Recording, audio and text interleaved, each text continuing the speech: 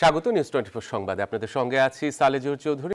জুলাই গণঅভ্যুত্থান সংঘটিত মানবতা বিরোধী অপরাধের ঘটনায় শেখ হাসিনা সহ 3 আসামির বিরুদ্ধে করা মামলার রায় ঘোষণা করা হবে কাল।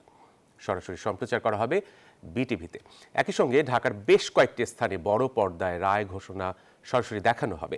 এছাড়া প্রচার করা হবে আন্তর্জাতিক অপরাধ ট্রাইব্যুনালের ফেসবুক পেজেও।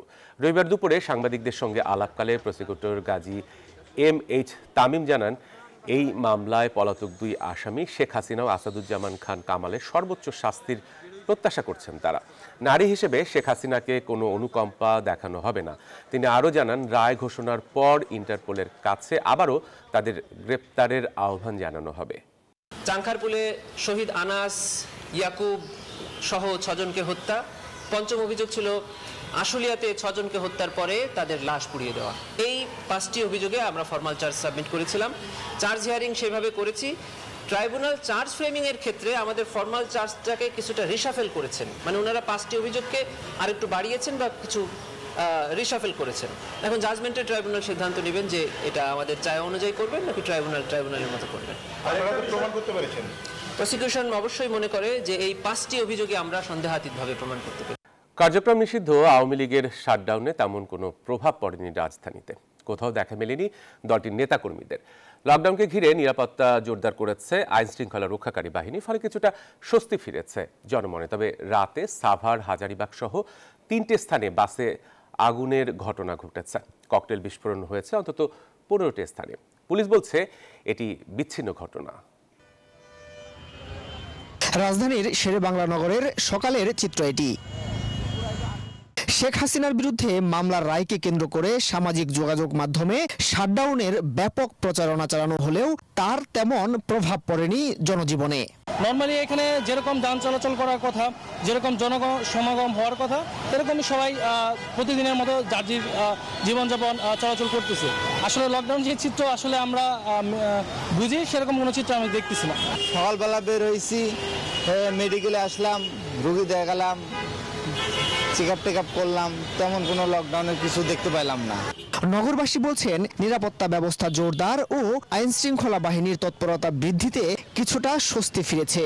আমাদের জানমালের নিরাপত্তা দেওয়ার জন্য তারা খুবই তৎপর আছে। বিশেষ করে সেনাবাহিনী, পুলিশ, আনসার তারা খুবই ভালো কাজ করতেছে। প্রশাসন, তারপর আর্মি, পুলিশ ওরা অনেক সতর্কভাবে আমাদেরকে দেখতেছে। রাজধানী ও সাভারে 3টি বাসে আগুন দিয়েছে দুর্বৃত্তরা। ককটেল বিস্ফোরণ হয়েছে 15টি স্থানে। পুলিশ বলছে এর সবই বিচ্ছিন্ন ঘটনা। এইসব ঘটনার সাথে জড়িত অনেককে ইতিমধ্যে আইনের আওতায় আনা হয়েছে।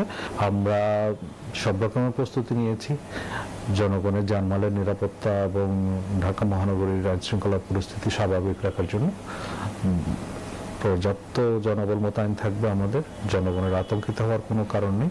রোববারও কার্যক্রম নিষিদ্ধ আওয়ামী লীগের বেশ কয়েকজন নেতাকর্মীকে গ্রেফতারের কথাও জানায় পুলিশ। মাসুদ সুমন, নিউজ 24, ঢাকা। শেখ হাসিনার রায় ঘোষণা নিয়ে একটি মহল দেশে অরাজকতা তৈরির চেষ্টা করছে, অভিযোগ করেছেন বিএনপি মহাসচিব মির্জা ফখরুল ইসলাম আলমগীর। এমন চক্রান্ত ঐক্যবদ্ধভাবে রুখে দেওয়ারও আহ্বান জানিয়েছেন তিনি। বিএনপি মহাসচিব বলেন, একটা গোষ্ঠী বিভিন্ন দাবি তুলে নির্বাচন বিলম্বিত করতে চায়। রবিবার রাজধানীতে এক আয়োজনে এসব কথা বলেন তিনি। মুসলিম জননেতা মৌলানা আব্দুল হামিদ খান ভাসানীর মৃত্যুবার্ষিকী উপলক্ষে এই আলোচনা সভা যোগ দেন বিএনপি মহাসচিব সহ দলের অন্যান্য নেতৃবৃন্দ। এখন খামোশ বলার জন্য আরেকজন মৌলানা আব্দুল হামিদ খান ভাসানীর যোগ্য অনুসারী দরকার। অতিথিরা মৌলানা ভাসানীর জীবন ও কর্মের নানা দিক তুলে ধরেন, স্মরণ করেন রাজনীতিতে তার অবদানের কথা। মৌলানা ভাসানীর প্রতি শ্রদ্ধা জানানো, গণতন্ত্রের প্রতি শ্রদ্ধা জানানো, মৌলানা ভাসানীর প্রতি শ্রদ্ধা জানানো, আমাদের রাজনীতির প্রতি শ্রদ্ধা জানানো। এই নির্বাচন যদি সময় মতো অনুষ্ঠিত না হয় তাহলে দেশের জন্য বিরাট বিপর্যয় এবং বিরাট সংকটের সৃষ্টি হবে বলে আমার ধারণা। প্রধান অতিথির বক্তব্যে বিএনপি মহাসচিব মির্জা ফখরুল ইসলাম আলমগীর অভিযোগ করেন, শেখ হাসিনার রায় ঘিরে দেশে নৈরাজ্য তৈরির পায়তারা চলছে। আগামীকাল হাসিনার গণহত্যার বিরুদ্ধে যেটা ট্রায়াল হয়েছে, রায় বেরোবে, এই নিয়ে একটা চরম আপনার একটা বলা যেতে পারে যে একটা অনিশ্চয়তা, একটা আতঙ্ক সারা দেশে বিরাজ করছে। এই কোনো অপেক্ষা রাখে না। এবং একটা মহল এটা নিয়ে বাংলাদেশে আবার একটা নৈরাজ্য সৃষ্টি করার জন্য পায়তারা করছে। আমাদের আজকে রুখে দাঁড়াতে হবে। কাল বিলম্ব না করে নির্বাচন প্রক্রিয়ায় সমর্থন জানাতে রাজনৈতিক দলগুলোর প্রতি আহ্বান জানান বিএনপি মহাসচিব। অনেকটা ভ্রান্তি, অনেকটা হতাশা এবং অনিশ্চয়তার মধ্যে দিয়েও কিন্তু এই নির্বাচনের এখন একটা সম্ভাবনা দেখা দিয়েছে। এখানে কিছু গোষ্ঠী, কিছু মহল আজকে পরিকল্পিতভাবে এই বাংলাদেশে একটা অনিশ্চয়তা সৃষ্টি করতে চায় এবং তারা বিভিন্ন রকম দাবি তুলে নির্বাচনকে ব্যাহত বা বন্ধ বিলম্বিত করতে চায়। গণতন্ত্র প্রতিষ্ঠার প্রশ্নে সবাইকে নির্বাচনমুখী হওয়ারও আহ্বান জানান মির্জা ফখরুল। ফজলে রাব্বি সৌরভ, নিউজ 24, ঢাকা। নির্বাচনের আগে গণভোট না দেয়ায় জনগণের মাঝে যে সংশয় তৈরি হয়েছে তা সরকারকে দূর করতে হবে, এমন মন্তব্য করেছেন জামাত ইসলামের সেক্রেটারি জেনারেল মিয়া গোলাম পরওয়ার। দুপুরে রাজধানীর মগবাজারে আল ফালা মিলনায়তনে 8 দলের বৈঠক শেষে যৌথ সংবাদ সম্মেলনে তিনি একথা জানান। বলেন, একটি দলকে খুশি করার জন্য মাঠ পর্যায়ে প্রশাসনে রদ বদল হচ্ছে। 5 দফা দাবিতে 8 দলের আন্দোলন অব্যাহত রাখার কথাও বলেন এই জামাত নেতা। অবাধ ও সুষ্ঠু নিরপেক্ষ নির্বাচনের জন্য আমাদের 8 দলের যে আন্দোলন ছিল, জনগণের যে আকাঙ্ক্ষা ছিল, সেই আকাঙ্ক্ষা আংশিক পূর্ণ হয়েছে। পূর্ণভাবে জনগণের সে আকাঙ্ক্ষা পূর্ণ হয়নি এবং সংস্কার প্রস্তাবনাকে আইনি বৈধতা দেওয়ার জন্য জাতীয় নির্বাচনের আগেই গণভোট তারিখ ঘোষণা করার প্রয়োজন ছিল। সেটা না করার কারণে দেশবাসীর মধ্যে একটা সংশয় তৈরি হয়েছে। এবারে জেডএসআরএম নির্বাচনের পথে।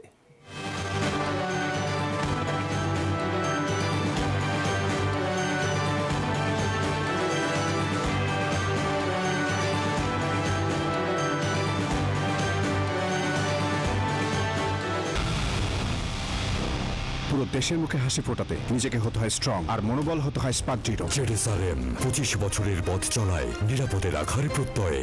নির্বাচন কমিশন সবার জন্য লেভেল প্লেইং ফিল্ড নিশ্চিত করতে চায়, এমনটি জানিয়েছেন প্রধান নির্বাচন কমিশনার এএমএম নাসির উদ্দিন। সকালে রাজধানীর আগারগাঁওয়ে নির্বাচন কমিশন ভবনে রাজনৈতিক দলগুলোর সাথে দ্বিতীয় দিনের সংলাপের শুরুতে এমন মন্তব্য করেন তিনি। বলেন, সুষ্ঠু গ্রহণযোগ্য নির্বাচনের জন্য সব রাজনৈতিক দলগুলোর সহযোগিতা গুরুত্বপূর্ণ। আচরণবিধি পরিপালনের ওপরই একটি সুষ্ঠু নির্বাচন নির্ভর করে, তাই দলীয়ভাবে আচরণবিধি প্রচার করার আহ্বানও জানিয়েছেন সিইসি। সামনে যে নির্বাচনটা আমরা যাতে একটা সুন্দর গ্রহণযোগ্য পরিবেশে যাতে একটা নির্বাচনটা অর্গানাইজ করতে পারি, এটা আপনাদের সহযোগিতা চাওয়া আমাদের মূল উদ্দেশ্য। যে কারণ আমরা সবাই মিলে তো করতে হবে, আমরা ইলেকশন কমিশন একার পক্ষে এই কাজটা আঞ্জাম দেওয়া সম্ভব না। আর বিশেষ করে আপনারা যারা রাজনৈতিক নেতৃবৃন্দ, জাতীয় নেতৃবৃন্দ আছেন, যাদের প্রভাব সরাসরি ভোটারদের উপরে আছে, যারা একদম সরাসরি ভোটারদেরকে প্রভাবিত করতে পারেন, তা আপনারা জাতীয় নেতৃবৃন্দ, আপনাদের এই জন্য কোঅপারেশন এখানে খুবই দরকার হবে। জনগণের ভোটাধিকার যেন কার্যকর ভাবে প্রয়োগ হয়, সকল দলের জন্য রাজনৈতিক মাঠ সমান থাকে এবং নির্বাচন পরবর্তী দেশ যেন পুনরায় সংঘাতে না জড়ায়, এ দায়িত্ব নির্বাচন কমিশন সহ রাষ্ট্রের সংশ্লিষ্ট সকল প্রতিষ্ঠানের। এই নির্বাচনটাকে যদি ঐতিহাসিক বা ইতিহাসে স্থান দিতে চাই, তাহলে এই রকম একটা ডাইরেকশনের মাধ্যমে আপনাদের এই সক্ষমতাটাকে বৃদ্ধি দরকার। নির্বাচন কমিশনে আছেন এই মুহূর্তে আমাদের সহকর্মী সামিয়া মাহতাব রোজা, যুক্ত হচ্ছেন আমাদের সঙ্গে। রোজা, দ্বিতীয় ধাপের সংলাপে যে দলগুলো অংশ নিচ্ছে তারা কি কি দাবি বা পরামর্শের কথা তুলে ধরছেন, কি তথ্য আছে আপনার কাছে বিষয়ে? ত্রয়োদশ জাতীয় সংসদ নির্বাচনকে সামনে রেখে নিবন্ধিত রাজনৈতিক দলগুলোর সাথে আজকে দ্বিতীয় দিনের মতো সংলাপ শুরু হয়েছে এবং প্রথমার্ধে 6টি দলের সাথে সংলাপ শেষ হয়েছে এবং এখন আজ ঠিক 2টা থেকে দ্বিতীয়ার্ধে পরবর্তী যে 6টি দলের সাথে সংলাপ করবে সেই দলগুলো হলো বাংলাদেশ জাতীয় সমাজতান্ত্রিক দল, Bangladesh national Awami party, Trinamool, BNP, কৃষক শ্রমিক জাতীয় লীগ, বাংলাদেশ খেলাফতে মজলিস এবং ইসলামী আন্দোলন বাংলাদেশের সঙ্গে। এবং এবং এই তাদের সংলাপ শুরু হয়েছে এবং এর আগে সকালবেলা যে সংলাপ হয়েছিল সেখানে প্রধান নির্বাচন কমিশনার জানিয়েছেন একটি লেভেল প্লেইং ফিল্ডে নির্বাচন দেওয়ার জন্য এবং এটি সুষ্ঠু নির্বাচনের জন্য সকল রাজনৈতিক দলের সহায়তা প্রয়োজন এবং তার পাশাপাশি যারা রাজনৈতিক দল যারা এসেছিলেন তারাও মন্তব্য করেছেন যে সুষ্ঠু যে এইবারের গণভোট যেন কোনো হাস্যকর কিছুতে পরিণত না হয় সেদিকে নির্বাচন কমিশনকে চোখ রাখার জন্য এবং এর পাশাপাশি আরও একটি দল জানিয়েছে যে ফ্যাসিবাদী সরকারের কেউ যাতে এবারে নির্বাচনে অংশগ্রহণ করতে না পারে সেই বিষয়টি লক্ষ্য করার জন্য এবং কমিশনাররা জানিয়েছে যে তারা অতীতে অনেক ভুল করেছে নির্বাচন কমিশন এবং সামনে যাতে সেই ভুল পুনরাবৃত্তি না হয় সে বিষয়ে তারা খেয়াল রাখবেন এবং এর জন্য নির্বাচন কমিশন এর জন্য রাজনৈতিক দলদেরও সহায়তা প্রয়োজন। তারাই চাইলে একটি সুষ্ঠু নির্বাচন দিতে পারে তারা যদি বিধিনিষেধ মেনে চলে এবং পরের ধাপে যে সংলাপ হচ্ছে এই সংলাপ শেষ হলে আমরা বিস্তারিত জানতে পারবো। এই ছিল আমার কাছে আগারগাঁও নির্বাচন কমিশন থেকে সর্বশেষ তথ্য। রোজা, আপনাকে ধন্যবাদ। জুলাই শহীদদের পরিচয় শনাক্তে 5 ডিসেম্বর কাজ শুরু করবে আন্তর্জাতিক ফরেনসিক বিশেষজ্ঞ, এমনটি জানিয়েছেন স্থানীয় সরকার উপদেষ্টা আসিফ মাহমুদ সজীব ভুইয়া।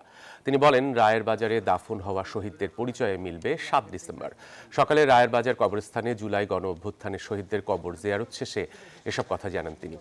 এছাড়া শহীদদের পরিচয় শনাক্তে কবরস্থানে অস্থায়ী মর্গ নির্মাণ করা হবে। এ সংক্রান্ত যাবতীয় প্রস্তুতি শেষ করেছে কর্তৃপক্ষ বলেও জানিয়েছে আসিফ মাহমুদ সজীব ভুইয়া। যদিও একটা দীর্ঘ সময় গেছে, তারপরেও আপনারা জানেন যে সরকার ইতিমধ্যে উদ্যোগ গ্রহণ করেছে এবং আগামী 5ই ডিসেম্বর আন্তর্জাতিক ফরেনসিক এক্সপার্টরা বাংলাদেশে আসবেন এবং আশা করা যাচ্ছে যে 7ই ডিসেম্বর থেকেই এই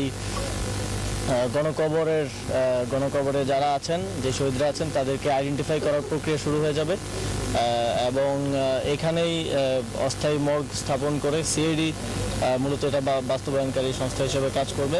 এদিকে জুলাই সনদ বাস্তবায়ন আদেশ সংশোধনের দাবি জানিয়েছেন বিপ্লবী ওয়ার্কার্স পার্টির সাধারণ সম্পাদক সাইফুল হক। রোববার রাজধানীর সেগুন বাগিচায় বিপ্লবী ওয়ার্কার্স পার্টির কেন্দ্রীয় কার্যালয়ের সংবাদ সম্মেলনে এমন দাবি জানান তিনি। সাইফুল হক আরও বলেন, জুলাই সনদ নিয়ে ঝুঁকির মধ্যে যাওয়ার সুযোগ নেই, এমনকি তা ভবিষ্যতে সাংবিধানিক বিপর্যয়ে ডেকে আনতে পারে। জুলাই সনদ নিয়ে রাজনৈতিক দলগুলোর মধ্যে দ্বিমত আছে। সব দলকে খুশি করতে গিয়ে এমন কোনো সিদ্ধান্ত নেওয়া ঠিক হবে না যা গণতন্ত্রকে প্রশ্নবিদ্ধ করবে। যেসব ব্যাপারে স্পষ্টতই দলগুলোর মধ্যে দ্বিমত আছে, এরকম বিষয়গুলো উত্থাপন করাটা যথাযথ হবে না। আমাদের প্রস্তাব হচ্ছে, যে সকল প্রশ্নে সকল রাজনৈতিক দলের মতৈক্য রয়েছে, যে সকল প্রশ্ন জনগণের বৃহত্তর অংশের সম্মতি রয়েছে, কেবলমাত্র গণভোটে সেই প্রশ্নগুলোকে উত্থাপন করা। মানুষের ন্যায্য অধিকার আদায়ের সংগ্রামে মাওলানা আব্দুল হামিদ খান ভাসানী ছিলেন উজ্জ্বল নক্ষত্র, এমন মন্তব্য করেছেন বিএনপির ভারপ্রাপ্ত চেয়ারম্যান তারেক রহমান। রবিবার মজলুম জননেতার 49তম মৃত্যুবার্ষিকী উপলক্ষে ফেসবুকে দেওয়া পোস্টে তারেক রহমান এমন মন্তব্য করেন। তিনি বলেন, মাওলানা ভাসানী উপমহাদেশের নিপীড়িত নির্যাতিত মানুষের পক্ষে আপসহীন ও সাহসী নেতৃত্ব দিয়ে গেছেন। বাংলাদেশের স্বাধীনতা সংগ্রাম ও গণতান্ত্রিক আন্দোলনেও তিনি ছিলেন অগ্রণী। মুক্তির পথ প্রদর্শক হিসেবে চিরস্মরণীয় হয়ে থাকবেন মাওলানা ভাসানী বলেও মন্তব্য করেন তারেক রহমান। মাদক চোরাচালান, জেলে অপহরণ কিংবা বাংলাদেশের অভ্যন্তরে মাইন বোমা পুঁতে রাখার পাশাপাশি সীমান্ত দিয়ে দেশের বাজারে যুদ্ধাস্ত্র ছড়িয়ে দেওয়ার অভিযোগ উঠেছে মিয়ানমারের বিচ্ছিন্নতাবাদী গোষ্ঠী আরাকান আর্মির বিরুদ্ধে। এই গোষ্ঠীর নানান অপতৎপরতায় দেশের সীমান্তবর্তী দুটি জেলা যেন পরিণত হয়েছে আতঙ্কের জনপদে। সম্প্রতি বাংলাদেশ ও মিয়ানমারের করা নিউজ 24 টেলিভিশনের বিশেষ অনুসন্ধানে উঠে এসেছে এমনই সব চিত্র। বিস্তারিত দেখুন তাইমুর হাসান শুভর প্রতিবেদনে। আর ক্যামেরায় ছিলেন লোকমান হাওলাদার বাবু। বাংলাদেশের সর্বদক্ষিণে অবস্থিত কক্সবাজারের টেকনাফ উপজেলা মিয়ানমারের সীমান্তবর্তী উপজেলায় অবাধে আসছে অবৈধ অস্ত্র, এমন তথ্য পাওয়ার পর অনুসন্ধান শুরু করে নিউজ 24 টেলিভিশন। বিদ্রোহী গোষ্ঠী আরাকান আর্মি যে বাংলাদেশকে অস্ত্র ব্যবসায়ের রুট হিসাবে নিয়েছে তার প্রমাণ মেলে স্থানীয় অস্ত্র ব্যবসায়ীর কথায়। সিটাং ডাহাত থেকে মানুষ এসে ওর কাছে বিক্রি করি, কিছু টাকা লাভ করি, সেজন্য ব্যবসা করি আর কি। কিন্তু এসব অস্ত্র কারা সরবরাহ করে? আরকান আর্মির থেকে। তারা টিয়ার চাহিদা বেশি, তারা টিয়া পায় না, সেই জন্য কিনে বেঁচে ফেলে আমি কিনে নিই। প্রশ্ন হচ্ছে এসব অস্ত্র আনার ক্ষেত্রে মাধ্যমটাই বা কি? জি, ফোনে যোগাযোগ করি, বুট দিয়ে আসে, নৌকা দিয়ে আসে। স্থানীয় অস্ত্র ব্যবসায়ীর কথা সূত্র ধরে অনুসন্ধানে শুধু টেকনাফই নয়, মিয়ানমারের অস্ত্র চোরাকারবারীদের ওপর নজর রাখা শুরু করে নিউজ 24 টেলিভিশন। প্রায় 2 মাস চেষ্টার পর অস্ত্র চোরাকারবারী একটি চক্রের সন্ধান পায় অনুসন্ধানী দল। আমি মায়ানমারের ভিতর, আমি যদি চলে আসি তাহলে আপনাকে ফোন দিব, যোগাযোগ করবো আর কি। চোরাকারবারীদের নির্ধারিত ঠিকানায় অর্থাৎ বান্দরবানের নাইখংছড়িতে অবস্থান নেয় অনুসন্ধানী প্রতিবেদক। এরপর সীমানা পেরিয়ে মিয়ানমারে প্রবেশ করতেই দেখা মেলে অস্ত্র কারবারীদের। এটা কি মিয়ানমারের ভেতরে? জি। প্রশ্ন করা হয় কি ধরনের অস্ত্র মূলত তারা বাংলাদেশে পাচার করে। এবারে M16, এবারে G3, এবারে M1, এবারে M3, এবারে 9M। বাংলাদেশের ভোটার মধ্যে আনি বাংলাদেশের মানুষে কিনে লয়ে যাবে। এসব অস্ত্র ব্যবসায়ের নেপথ্যে কারা? আরকান আর্মি, আরকান মিয়া মানে আর লো দিয়া ওরদে।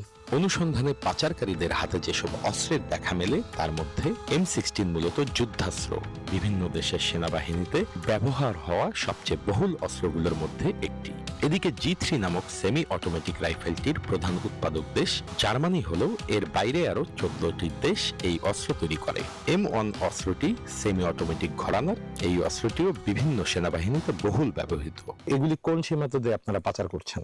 40 এটা কি পায়ে হেঁটে হাঁটা পথে নাকি পানি পথে? পানির পথে, পানি আড়িয়ে মুড়া আড়িয়ে পানি দিলে দিয়ে। অর্থাৎ সীমান্ত দিয়ে যেমন তেমন অস্ত্র নয়, চোরা কারবারিদের সহায়তায় বাংলাদেশে যুদ্ধাস্ত্র পাচার করছে আরাকান আর্মি। আর এসব অস্ত্র ছড়িয়ে দেওয়া হচ্ছে দেশের আনাচে কানাচে। বিশ্লেষকদের দাবি মিয়ানমারের এই গোষ্ঠীর উত্থান এখন বাংলাদেশের জন্যই বড় আতঙ্কের কারণ হয়ে দাঁড়িয়েছে।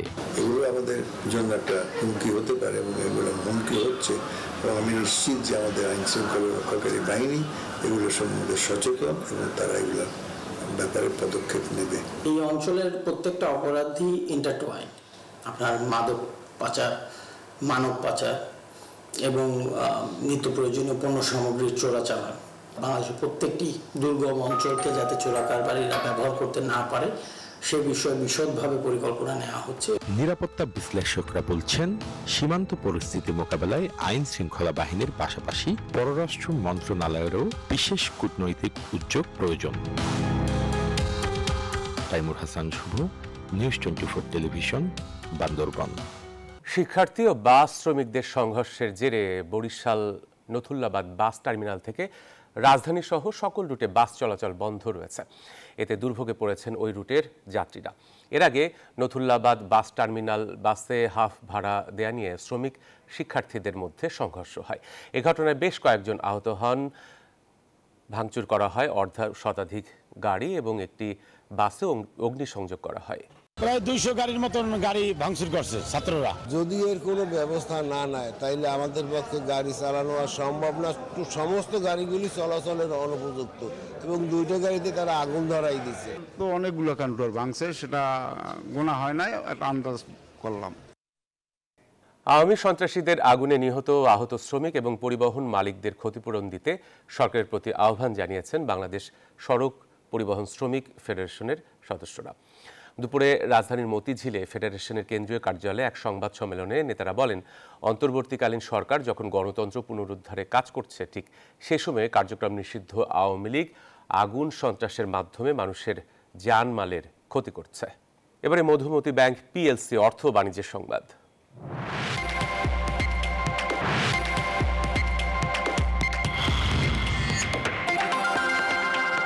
শুধু শরিয়া ভিত্তিক ব্যাংকগুলোই নয়, পুরো ব্যাংকিং কাঠামোর জন্যই প্রয়োজন সুশাসন আর যোগ্য পরিচালনা পর্ষদ, এমনটি বলেছেন বাংলাদেশ ব্যাংকের গভর্নর আহসান এইচ মনসুর।